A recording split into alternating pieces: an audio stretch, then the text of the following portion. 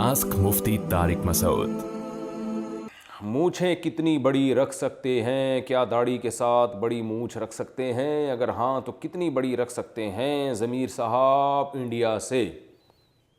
نبی صلی اللہ علیہ وسلم کی صحیح احادیث ہیں، احف الشوارب و اعف اللحا، داڑیاں بڑھاؤ مونچھیں گھٹاؤ۔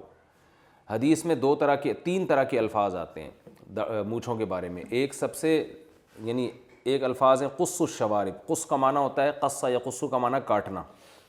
ایک ہوتا ہے احف الشوارب، احفا کا معنی ہوتا ہے بہت زیادہ کاٹنا، یعنی مبالغہ کر دینا، احفا غلو کرنا کاٹنے میں۔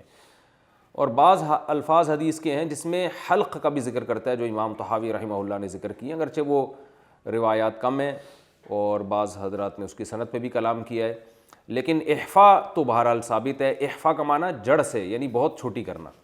تو مونچھوں کے بارے میں اصل سنت بہرحال یہی ہے کہ قینچی سے کاٹ کے بالکل چھوٹی کر دیں۔ اور عبداللہ بن عمر رضی اللہ تعالی عنہ، جو نبی صلی اللہ علیہ وسلم کے حلیے میں آپ کی بہت زیادہ مشابہت اختیار کرتے تھے، ان کے بارے میں بھی یہی ہے کہ وہ قینچی سے مونچھیں اتنی تراش دیا کرتے تھے کہ بالکل کھال جو ہے وہ نظر آنا شروع ہو جاتی تھی، اس کی سرخی نظر آتی تھی۔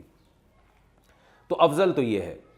باقی جائز یہ بھی ہے کہ مونچھیں رکھی جائیں۔ بہت سے صحابہ مونچھیں رکھا کرتے تھے، تو اگر یہ ناجائز عمل ہوتا مونچھیں رکھنا تو آپ صلی اللہ علیہ وسلم ان کو منع کرتے۔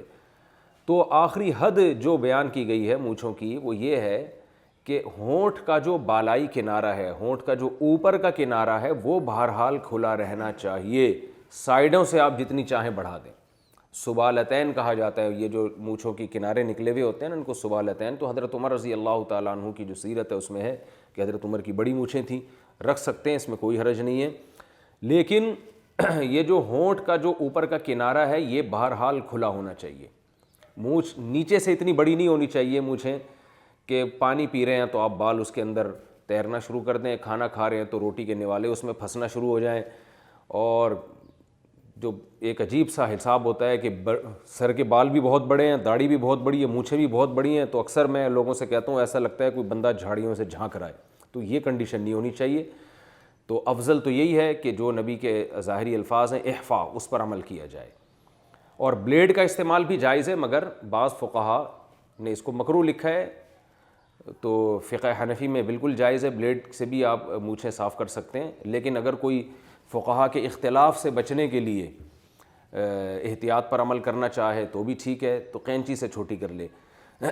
فقہا کے احتیاط کہ جو یعنی امام مالک رحمہ اللہ کے نزدیک بلیڈ استعمال کرنا مکروہ ہے، تو اگر کوئی احتیاط کی وجہ سے امام مالک کے قول پر عمل کرنے کے لیے بلیڈ کا استعمال نہ کرے تو بھی ٹھیک ہے، زیادہ تقوی کے زیادہ قریب ہے اگر اس کا یہ خیال ہے، لیکن بہرحال بلیڈ کا استعمال بھی جائز ہے۔ تو افضل یہ ہے کہ کینچی سے بالکل باریک کاٹ دی جائیں، بالکل جیسے مونڈنے کے قریب ہو جائیں، یعنی ایسے کینچی سے چھوٹی کی جائے جیسے گویا کہ بلیڈ استعمال کیا ہے، اتنی چھوٹی کر دی جائیں۔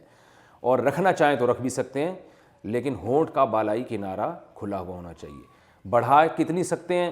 ہونٹ کا اوپر کا کنارہ اگر کھلا ہوا ہے، سائڈوں سے بڑھا رہے ہیں تو جتنی چاہیں بڑھا دیں۔ اتنی بڑھا دینا کہ اسے ٹریکٹر کھینچنا شروع کر دیں اور عالمی مقابلوں میں حصے لینا شروع کر دیں، یہ بہرحال حرام ہے، ناجائز ہے، کیونکہ یہ تغییر خلق اللہ میں آ جاتا ہے۔ پھر دیکھا ہوگا آپ نے کہ وہ مونچھوں سے جناب بالٹیاں اٹھا رہے ہیں، تو یہ تغییر خلق اللہ ایک نوعیت کا، یہ اتنی نارمل اتنی کسی انسان کی ہوتی نہیں ہے۔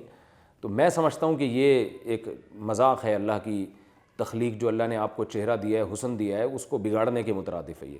تو بڑھا لیں، لیکن اتنی نہ ہو کہ وہ جو ہے وہ اس سے آپ کچھ چیزیں اٹھانا شروع کر دیں اور گینز بک آف ورلڈ میں نام لکھوانا شروع کر دیں، تو یہ پھر ٹھیک نہیں ہے۔